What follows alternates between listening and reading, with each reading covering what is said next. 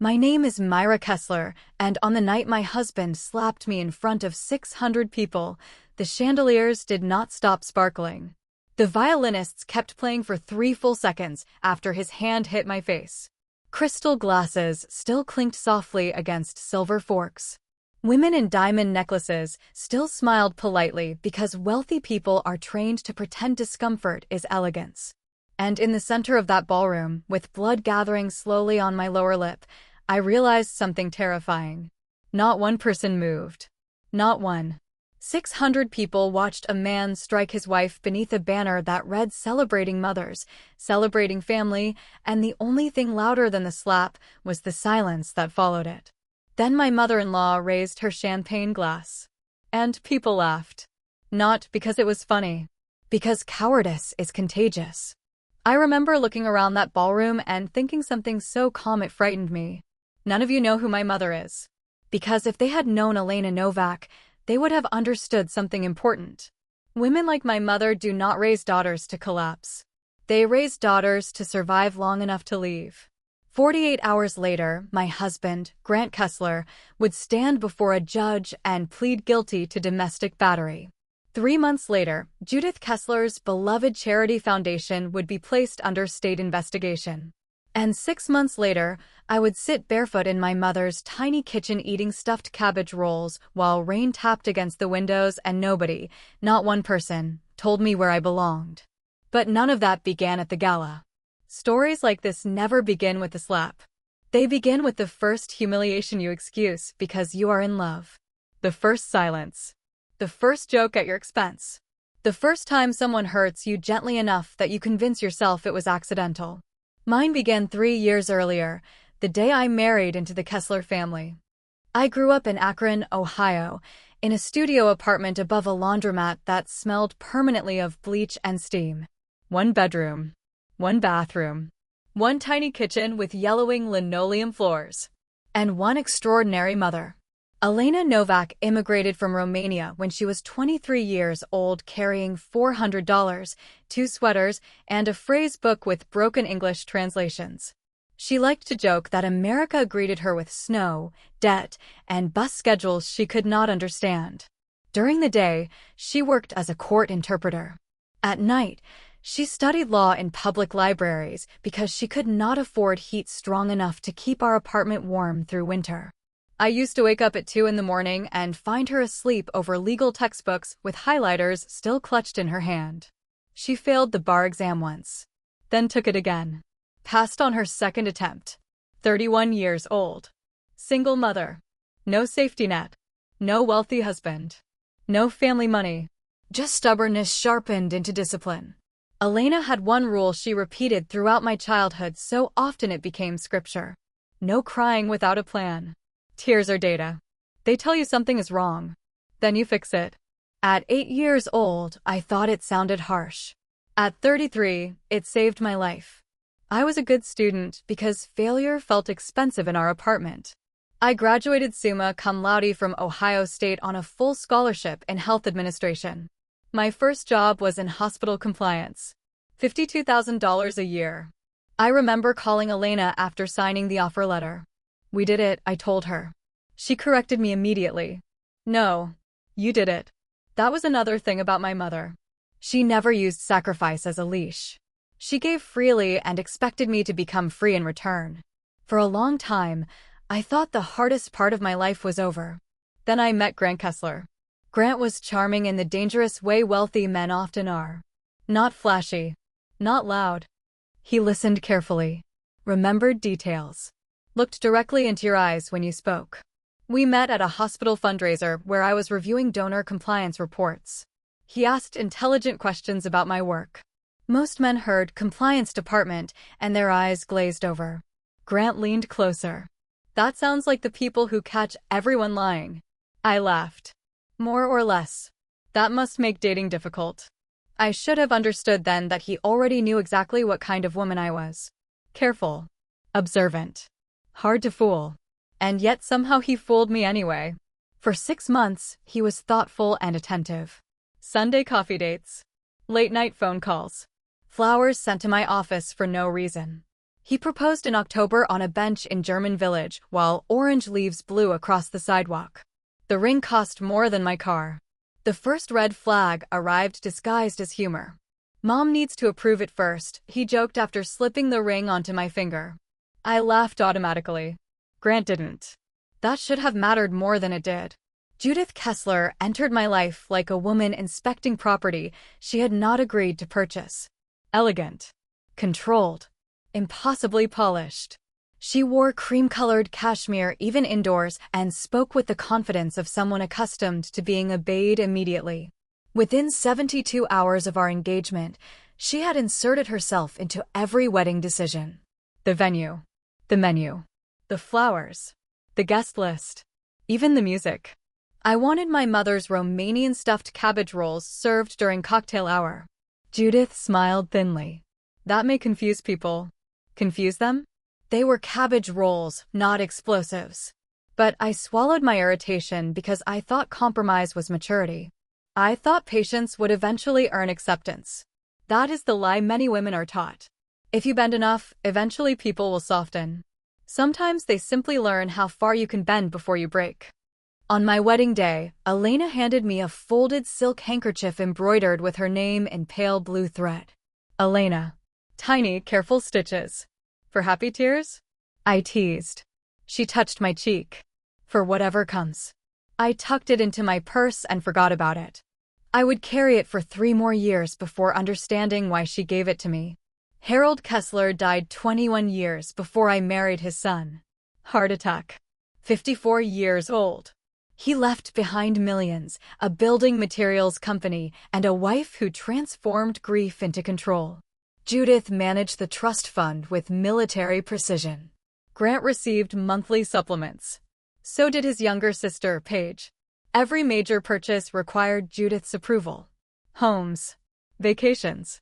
Cars. Donations. Everything. She called it stewardship. But stewardship does not require emotional permission slips. Control does. And Grant had lived under it for so long he no longer recognized it as abnormal. I learned quickly that the Kesler family operated like a monarchy. Judith was queen. Everyone else survived by keeping her pleased. The first Thanksgiving after our wedding shattered whatever illusions I still carried. I brought Elena's stuffed cabbage rolls. 12 of them. Wrapped carefully in pickled cabbage leaves and simmered for hours. I set them on the dining table proudly. Judith lifted the foil. Looked inside. Set it down again. Then she said 5 words that would echo through the next 3 years of my life. She is not one of us. The room went still. Paige laughed first. Grant stared at his plate. Nobody defended me. Nobody even looked uncomfortable enough. Judith turned toward Paige casually. Get the real food from the kitchen. I carried the dish back to my car and sat in silence with the windows fogging around me. I did not cry. I heard Elena's voice instead. Tears are data. So I gathered data. That night, I created a folder on my laptop called Insurance. At the time, I did not know what I was protecting myself from. I only knew I would someday need proof that what I felt was real. The insults became smaller and sharper over time. Paige mocked my clothes. Judith mocked my background. Grant laughed just enough to avoid defending me. That hurt most of all. Cruelty from strangers wounds you. Cruelty tolerated by someone who promised to love you changes your understanding of yourself. Year 2 brought the group chat. Real Keslers. For members. Not me. I discovered it accidentally while Grant slept beside me. I read messages that made my stomach turn cold. Photos of me at brunch captioned with insults. Jokes about my mother's accent. Comments about my cheap upbringing. And Grant is participating. Not aggressively. Not directly. Just emojis. Laughing faces. Thumbs up. Approval without accountability. That was Grant's specialty. He rarely threw the knife. He simply handed it to someone else. I screenshotted everything. 47 images. Saved them into Insurance. Then I returned his phone exactly where I found it and lay awake until dawn staring at the ceiling beside the man I no longer fully recognized. By year 3, Judith's annual Mother's Day Gala had become the center of her identity. 600 guests. Politicians. Hospital executives. business owners. The ballroom at Briarwood Country Club transformed into a glittering monument to Judith Kesler's generosity every spring. She assigned me volunteer duties: greeting guests, printing badges, organizing seating charts. Visible but unimportant. Useful but silent. I agreed to everything because compliance work teaches patience. People reveal themselves when they underestimate you. 2 weeks before the gala, I noticed discrepancies in the foundation records. Donation totals did not match public displays. Vendor payments traced back to companies that barely existed. Shell disbursements. Small enough to avoid scrutiny. Large enough to matter. My instincts sharpened immediately. Numbers tell stories. And these numbers were screaming. I compiled everything carefully. Dates. Invoices. Comparisons. Vendor addresses. Screenshots. Professional formatting. No emotion. Only facts. Then I mailed copies to Elena. Insurance. Always insurance. A week before the gala, I overheard Judith and Paige discussing me inside the pantry. They thought I was upstairs. Paige laughed softly. She'll react. She always does. Judith's answer chilled me. That's the point. They had planned the speech. Planned the humiliation. Planned to provoke me publicly until I appeared unstable and emotional. They wanted confirmation of the narrative they had been building for years. Poor girl from Akron. Too sensitive. Too emotional. Too common. They expected tears. A scene. Maybe shouting. What they never expected was stillness. Stillness terrifies cruel people because it gives them nowhere to hide. The night before the gala, I discovered Harold Kesler's letter hidden inside Grant's desk drawer. 2 yellowed pages. Written months before his death. I read them sitting on the floor beneath dim office light while the house slept around me. One sentence carved itself into my memory permanently. Your mother is a strong woman, but strength is not the same as kindness. If your wife ever tells you she is hurting, believe her. Do not make the mistake I made. I photographed the letter carefully and returned it exactly where I found it. Harold had understood his wife completely. He simply lacked the courage to stop her. Now his son was repeating the same failure. The gala arrived warm and humid beneath a cloudless May sky. Briarwood Country Club glittered with white roses and gold lighting. I wore a navy dress and flat shoes because I knew I would spend hours standing. Paige handed me a cheap name tag. First name only. Not Mrs. Kesler. Just Myra. A tiny humiliation. Designed deliberately. People think abuse is always screaming and bruises. Sometimes it is death by 1,000 carefully crafted reminders that you do not belong. For 90 minutes I greeted guests with a smile. A retired teacher named Deborah Aldridge shook my hand warmly.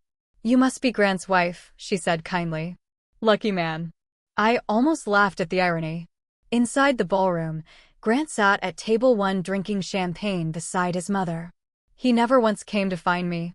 At 8:15, Judith took the stage. The room applauded instantly. She loved applause the way some people love oxygen. Her speech began predictably.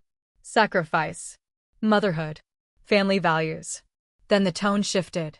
Some women marry into families they do not appreciate, she announced. Nervous laughter rippled through the room. They bring foreign customs and expect everyone else to adapt. The air changed. People sensed danger but remained seated. That is another truth I learned about cruelty.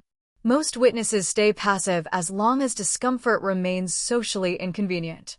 Then Judith looked directly at me. Real mothers raise their children with values we understand. Not in studio apartments working as, what was it again? Translators. My mother. On Mother's Day. Mocked publicly by a woman whose entire lifestyle depended on inheritance. Something inside me became very calm. I stood slowly from table 47. 600 eyes followed me across the ballroom. I stopped below the stage and looked up at Judith. My mother worked 3 jobs while putting herself through law school, I said clearly. She never needed charity galas to prove she was a good mother. The room held its breath. Judith switched instantly into victimhood. Tears filled her eyes. Do you see? She cried dramatically. Do you see how she attacks me? Then Grant approached. Drunk. Flushed. Angry. Apologize to my mother, he demanded. No. One syllable. That was all. His hand struck my face hard enough to split my lip. The microphone amplified the sound through the entire ballroom. The slap echoed against crystal chandeliers and marble walls. And for 3 horrifying seconds, nobody moved. I tasted blood. Judith smiled. A small smile. Satisfied. Like a woman watching a prediction come true. Then came the laughter. Soft. Nervous. Cowardly. I reached into my pocket and pressed Elena's handkerchief against my mouth. White silk turned red. Still, I did not cry. I looked around the room carefully. 600 people. Only one woman stood. Deborah Aldridge. A retired schoolteacher. 70 years old. She was the only person brave enough to move toward me. That mattered more than she would ever know. I walked out of the ballroom without another word. Behind me, Paige called out loudly. Drama queen. Grant shouted after me. You're overreacting. And Judith's voice floated through the speakers like poison. She'll come crawling back. They always do. No. Not this time. I sat alone in my car shaking silently while blood dried against my chin. Then I called Elena. Mom, please come. She understood immediately. No questions. No panic. Only instructions. Do not wash your face. Do not change your clothes. Lock your doors. I'll be there in 40 minutes. When Elena arrived, she stepped out wearing flat shoes and a black coat thrown hastily over a house dress. No makeup. Reading glasses still perched atop her head. She looked at my face for 10 full seconds without speaking. Then she said calmly, Okay, here is what we do. Not, are you okay? Not, poor baby. A plan. Because panic never saved anyone. Evidence did. She photographed my injuries. Then she took my hand and walked me back inside. The ballroom quieted instantly when we entered together. Judith approached first, furious. If you're here to apologize. Elena interrupted smoothly. My name is Elena Novak. I am here because your son assaulted my daughter in front of 600 witnesses. The entire room froze. Battery is not a family matter, Elena continued. It is a criminal matter. Everything changed in that moment. The illusion shattered. Because abusers survive through privacy. Public truth suffocates them. Grant tried pleading. Judith tried crying. Paige tried minimizing. Then I spoke again. There's also the matter of the missing $60,000 from the foundation accounts. Silence exploded across the ballroom. Judith's face drained white. I explained calmly. Vendor discrepancies. Shell companies. Donation mismatches. Every word precise. Professional. Documented. The room listened. And for the first time in 3 years, Judith Kesler lost control of it. She screamed. Insulted my mother. Called me an immigrant's daughter. Accused me of destroying her family. The microphone amplified every word. Then an off-duty police sergeant offered quietly. Would you like me to call this in? Yes, I answered. 12 minutes later, Officer Morales arrested Grant in front of 600 guests. Handcuffs clicked around his wrists beside table 1 while Judith watched in horror. I remember looking at her and thinking something unexpected. Not hatred. Relief. Because monsters only appear powerful until someone finally turns the lights on. The weeks afterward unfolded quickly. Grant accepted a plea deal. Mandatory counseling. Community service. Protective order. The divorce moved fast because I had spent years preparing emotionally long before filing legally. That is something many people misunderstand about women who leave. We do not leave suddenly. We leave in pieces long before we walk out the door. Every humiliation loosens another brick. Every betrayal opens another crack. By the time we physically leave, our hearts have often been gone for years. Judith's foundation fell under state investigation after I submitted the financial discrepancies. The Gala was suspended. Independent auditors arrived. Paige lost her job. And suddenly, the Kesler family discovered what life feels like without absolute control. I did not celebrate. That surprises people when I tell this story. They expect revenge to feel euphoric. It doesn't. It feels heavy. Quiet. Necessary. Mostly, it feels like exhaustion finally ending. 3 months later, I moved into a small apartment back in Akron. One bedroom. One bathroom. A kitchen window overlooking maple trees. The first night there, I sat cross-legged on the floor surrounded by unpacked boxes eating Chinese takeout straight from the carton. Nobody criticized my clothes. Nobody mocked my mother. Nobody told me where I belonged. Silence felt holy. I accepted a position as compliance director for a regional healthcare nonprofit. My salary increased. My confidence returned slowly, not dramatically. Healing rarely arrives dramatically. It arrives in ordinary moments. The first full night you sleep without anxiety. The first meal you eat without defending yourself. The first morning you wake up and realize nobody is angry at you. Those moments matter more than grand victories. Every Sunday, I drove to Elena's house for dinner. Stuffed cabbage rolls. Coffee brewing. Law journals stacked beside the table. One rainy evening, Elena asked quietly, "How do you feel?" I thought about it carefully before answering. Like I can breathe again. She nodded once, as if that was the outcome she had been waiting for all along. Months later, I received a handwritten card in the mail. From Deborah Aldrich, the retired teacher who stood up when nobody else did. Inside, she wrote, "Proud of you, dear. Some lessons require courage to teach." I cried when I read it. Not because I was sad. Because survival feels unbearably lonely until someone witnesses it kindly. I pinned the card to my refrigerator. It is still there today. People often ask whether Grant ever apologized sincerely. He tried. Twice. The first apology arrived by email 3 weeks after the arrest. Long paragraphs blaming alcohol, stress, his mother, pressure, and childhood trauma. Everything except himself. The second came nearly a year later after therapy. Shorter. Cleaner. I became someone my father warned me not to become. That line stayed with me. Because it was true. Generational damage survives through silence. Harold stayed silent with Judith. Grant learned silence. Then cruelty. Then obedience.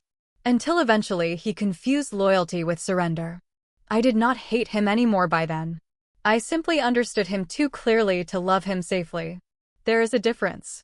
As for Judith, I saw her once more nearly 2 years later. At a grocery store. No makeup. Smaller somehow. Older. Control had drained out of her life, and without it, she looked almost fragile. She froze when she recognized me. For a second, I expected anger. Instead, she asked quietly, "How is your mother?" I stared at her, stunned. "Happy," I answered. Judith nodded slowly, as if the word physically hurt. Then she walked away. I watched her disappear down the frozen food aisle, pushing a shopping cart alone. And something inside me settled permanently. Because I finally understood her. Judith had spent her entire life terrified. Terrified of being powerless. Terrified of being abandoned. Terrified of becoming the poor, unwanted girl she once was before marrying Harold Kesler. So she built a kingdom from control. But control is not love. Fear is not strength. And families built on obedience eventually collapse under the weight of performance. Today, my life is quiet. Beautifully quiet. I still work in compliance. I still visit Elena every Sunday. I still make stuffed cabbage rolls using her recipe, though mine never taste quite as good. Sometimes women write to me after hearing my story. Women married into families that shrink them. Women who apologize for existing too loudly. Women waiting for permission to leave. I always tell them the same thing. The slap is never the beginning. It is only the first moment you finally stop explaining away what has been happening all along. And leaving is not failure. Sometimes, leaving is the first honest thing you do. My mother taught me that. Not through speeches. Not through lectures. Through example. Through survival. Through courage practiced quietly over decades. No crying without a plan. I understand now what she meant. Tears are not a weakness. They are information. Your body is telling you something is wrong. Your soul refusing to stay silent. The important part is what comes after. The plan. The leaving. The rebuilding. The choosing yourself after years of disappearing inside someone else's expectations. That is the real story. Not the slap. Not the arrest. Not the scandal. The real story is this. A little girl grew up watching her mother survive impossible things with dignity. And one day, when her own life began breaking apart in a ballroom full of strangers, she remembered what she had been taught. Stand up. Stay calm. Gather evidence. Leave with your dignity intact. And never crawl back to people who mistake your kindness for permission to hurt you.